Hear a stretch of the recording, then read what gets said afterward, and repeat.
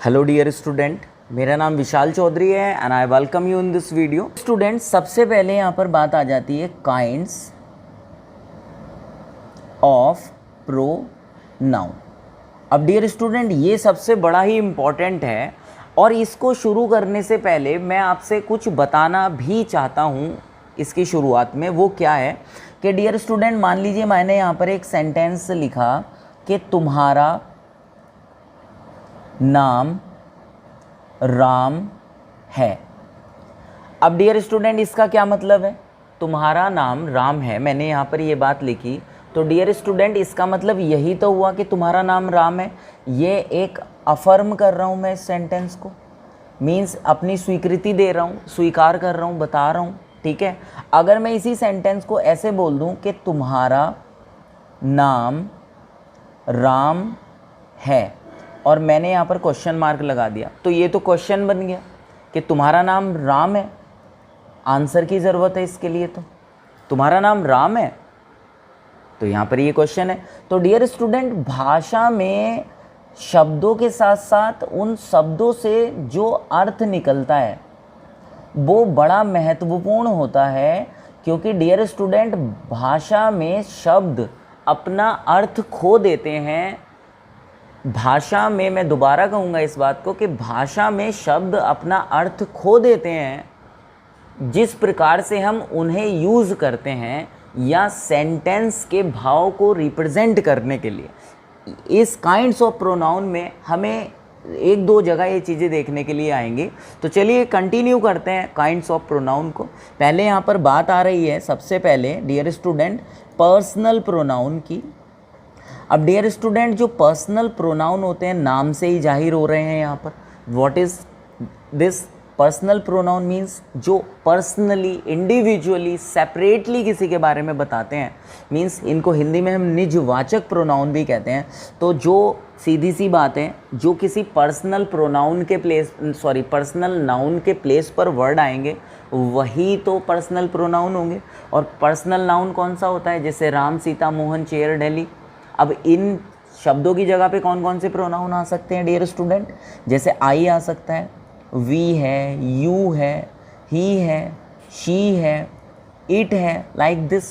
ये सारे pronoun personal pronoun होते हैं। ऐसे ही हम सेकंड काइंड की बात करते हैं यहाँ पे, तो वी कैन से कि डेमोन्स्ट्रेटिव प्रोनाउन।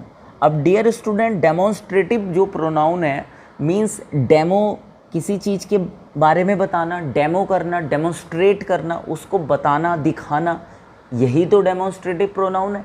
अब जो वर्ड किसी नाउन को डेमोन्स्ट्रेट करते हैं, सीधी सी बात है भाई, उसकी ओर इशारा करते हैं, वही डेमोन्स्ट्रेटिव प्रोनाउन है। जैसे एग्जाम्पल के लिए आप यहाँ पर ले सकते हो, दिस है, दैट है, दीज है एंड इसी के साथ दोज भी है, ये हमारे डेमोन्स्ट्रेटिव प्रोनाउन है। अब बच्चों, इसका दिस जो है वो दीज का ही सिंगुलर है और दैट का प्लूरल दोज है। आप ये जानते ही हैं, बहुत छोटी बेसिक चीज़ें हैं।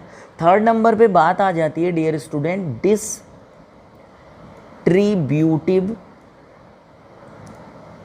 प्रोनाउन। अब डियर स्टूडेंट, डिस्ट्रीब्यूटिव प्रोनाउन के बारे में, अब ये भी नाम से ही जाहिर हो रहा है कि डिस्ट्रीब्यूशन मीन्स बांटना, चीज़ों को भाग करना, उनको लोगों में बांट देना, लाइक दैट, यही तो डिस्ट्रीब्यूट करना होता है। अब डिस्ट्रीब्यूटिव प्रोनाउन क्या होगा? डिस्ट्रीब्यूटिव प्रोनाउन भी तो उन नाउन्स के बारे में बताएगा, लाइक दिस। आप एग्जांपल से देखिए इसको, जैसे कि ईच, भाई इसका मतलब प्रत्येक होता है। सम, इसका मतलब कुछ होता है। एनी, इसका मतलब कोई होता है। अब यहाँ पर क्लियर तो नहीं है लेकिन डिस्ट्रीब्यूट कर दिया गया है ना। लाइक अब फोर्थ नंबर पे चलते हैं। फोर्थ नंबर पे एक्सेट्रा और भी हो सकते हैं ये। फोर्थ नंबर पे हमारा डियर स्टूडेंट आ जाता है रिफ्लेक्सिव प्रोनाउन। अब ये जो रिफ्लेक्सिव प्रोनाउन है भाई, इसका क्या यूज़ है? वो कौन से वर्ड हैं? तो जो वर्ड हैं वो तो डियर स्टूडेंट ये हैं, जैसे माई सेल्फ, ठीक है, आवर सेल्व्स, या इसके अलावा आप ये भी ले सकते हो योर सेल्व्स या हिम सेल्फ एक्सेट्रा, ये सारे के सारे। अब बेटे जितने भी पर्सनल प्रोनाउन होते हैं उन सब के ये कैटेगरी होती है, जैसे my self, our selfs, your selfs, him selfs, her selfs, it self, like this. यहाँ पर 2-3 ही लिखे हैं, तो इनको आप एग्जाम्पल से बताऊँगा, लेकिन उससे पहले एक काइंड ऑफ और देख लीजिए आप, जिसको हम एम्फेटिक प्रोनाउन के नाम से जानते हैं। ये दोनों आपको साथ ही जानने पड़ेंगे, इसीलिए मैं एक साथ ही फिर इनका एग्जाम्पल दूंगा सेंटेंस के माध्यम से। अब डियर स्टूडेंट, एम्फेटिक प्रोनाउन जो होते हैं वो कौन से होते हैं भाई? वो भी यही होते हैं, जैसे माई सेल्फ, आवर सेल्फ्स या योर सेल्फ्स या हिम एक्सेट्रा। अब यहाँ पर कन्फ्यूज़न होगा कि भाई ये भी सेम है, ये भी सेम है, ऐसा कैसे? तो डियर स्टूडेंट, मैंने यहाँ पर ये एग्जांपल दिया था कि भाषा में शब्दों का महत्व तो होता ही है, लेकिन शब्द अपने अर्थ को भी खो देते हैं भाषा में छिपे भाव को रिप्रेजेंट करने के लिए। तो यहाँ पर मैं आपको 2 एग्जाम्पल देता हूँ, आप इनको ध्यान से देखिएगा कि अगर मैं बोलता हूँ कि I do it my self, ठीक है, और एक सेंटेंस में बोलता हूँ कि आई माई सेल्फ डू इट। अब डियर स्टूडेंट, इन दोनों में क्या अंतर है? पहला एग्जाम्पल आपका रिफ्लेक्सिव का है और दूसरा एम्फेटिक का है। देखो कैसे, हम जनरली जब नॉर्मल अंदाज में बात कहते हैं अपने घरों में भी डियर स्टूडेंट, आपने देखा होगा, तो हम ऐसे बोल देते हैं ना कि हाँ मैं खुद कर लूँगा इस काम को, या मैं अपनी पढ़ाई खुद करता हूँ। एक सेंटेंस मैंने बोला मैं अपनी पढ़ाई खुद करता हूँ, और एक मैं बोल रहा हूँ कि मैं खुद अपनी पढ़ाई करता हूँ। तो दूसरे सेंटेंस में हम बात पर जोर देकर बोल रहे हैं कि ये काम मुझको ही करना पड़ता है, मैं ही करता हूँ, and I am the solely responsible for this work. तो जब हम बात पर जोर देकर बोलते हैं अपने लिए या किसी और के लिए, जब हम बता रहे होते हैं और my self, your self, him self वगैरह का यूज़ करते हैं, तब हम रिफ्लेक्सिव या एम्फेटिक का यूज़ कर रहे होते हैं। इसके लिए सिंपल सी बात डियर स्टूडेंट ये है कि अगर आप यूज़ कर रहे हो सब्जेक्ट एंड जस्ट आफ्टर आप यूज़ कर रहे हो ये myself, himself, yourself, तो it means that is the example of emphatic pronoun. यहाँ पर बात को ज़्यादा जोर देकर कहने के लिए हम सब्जेक्ट के जस्ट आफ्टर लगा देते हैं, कि जैसे मैं स्कूल खुद जाता हूँ और मैं खुद स्कूल जाता हूँ। अब दोनों के सेंस में अंतर है ना सेंटेंस में, तो सीधी सी बात है उसके ट्रांसलेशन में भी अंतर होगा। चलिए नेक्स्ट देख लेते हैं डियर स्टूडेंट, 6 नंबर पे कौन सा प्रोनाउन है, एंड इसको हम कहते हैं रेसिप्रोकल प्रोनाउन। अब डियर स्टूडेंट, आपने ये रेसिप्रोकल प्रोनाउन मैथ्स में तो ज़रूर पढ़ा होगा भाई, प्रोनाउन भी नहीं पढ़ा होगा मैथ्स में तो रेसिप्रोकल तो ज़रूर पढ़ा होगा प्यारे बच्चों।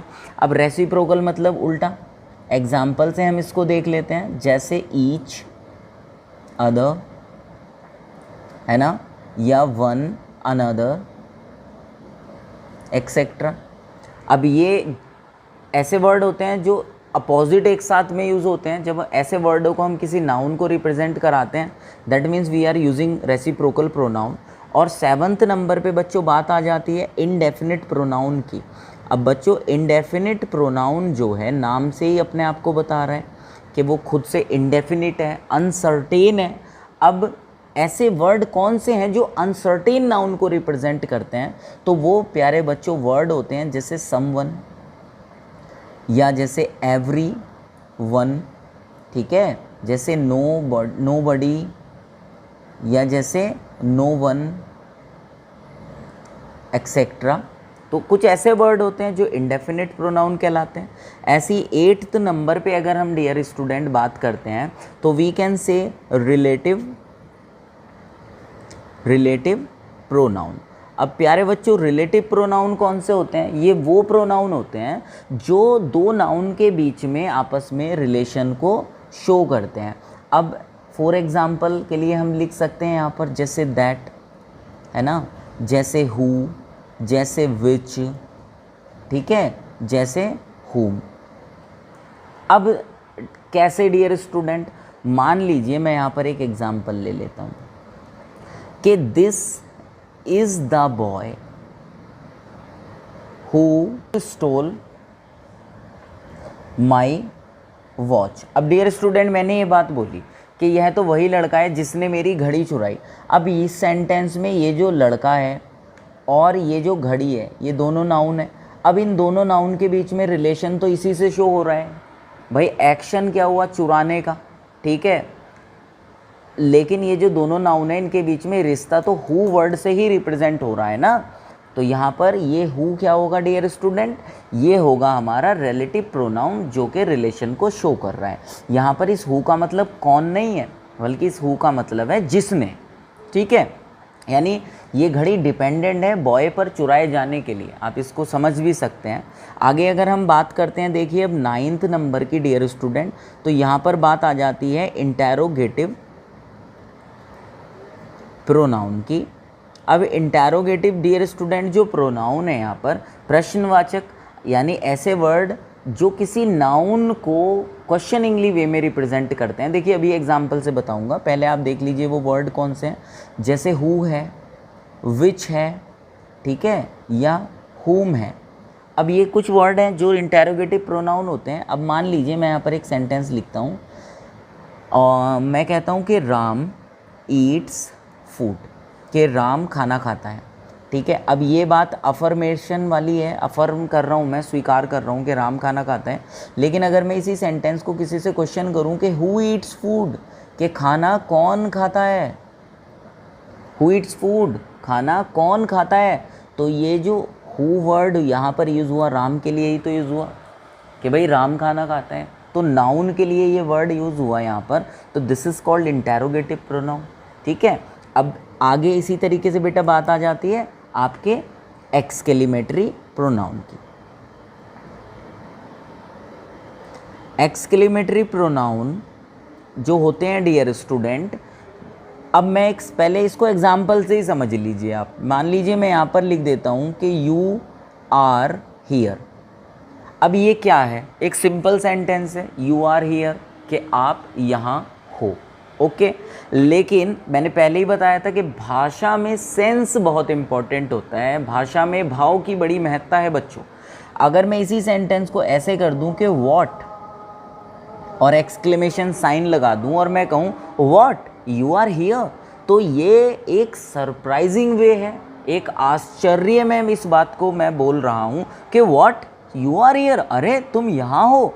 तो विस्मय को ये वर्ड रिप्रेजेंट कर रहा है। यहाँ पर इसका मतलब क्या नहीं है, यहाँ पर ये है आश्चर्य को प्रकट कर रहा है। तो जब इस तरह का शब्द आश्चर्य को रिप्रेजेंट करता है किसी नाउन के लिए, ठीक है, तो वहाँ पर एक्सक्लेमेटरी प्रोनाउन हुआ करता है। ये हमने एग्जाम्पल से जाना। तो डियर स्टूडेंट, ये 10 तरह के काइंड्स होते हैं प्रोनाउन के, एंड आई होप कि ये चीज़ें आपको समझ आई होंगी। एंड डियर स्टूडेंट, थोड़ा आज मेरी तबीयत भी नासाज है, आई डोंट नो कि कहीं कहीं पर मैं क्या बोल गया क्या नहीं। फिर भी प्लीज़ आप उनको ज़्यादा कंसीडर मत करना अगर कुछ अजीब लगा हो तो। एंड आई होप कि फिर भी आपको ये वीडियो पसंद आई होगी। तो मैं चाहूँगा कि आप इस वीडियो को लाइक करें, शेयर करें, सब्सक्राइब ज़रूर करें चैनल को, एंड बेल नोटिफिकेशन को भी ऑन करें। बाकी मिलते हैं नेक्स्ट वीडियो में, तब तक के लिए बाय। और अगर आप ये वीडियो यहाँ तक देख रहे हैं तो मुझे कमेंट में ज़रूर बताना कि आप कहाँ से हैं, आपके स्कूल का क्या नाम है और ये वीडियो आपको कैसी लगी। ठीक है गाइस, बाय, मिलते हैं नेक्स्ट वीडियो में, तब तक के लिए बाय।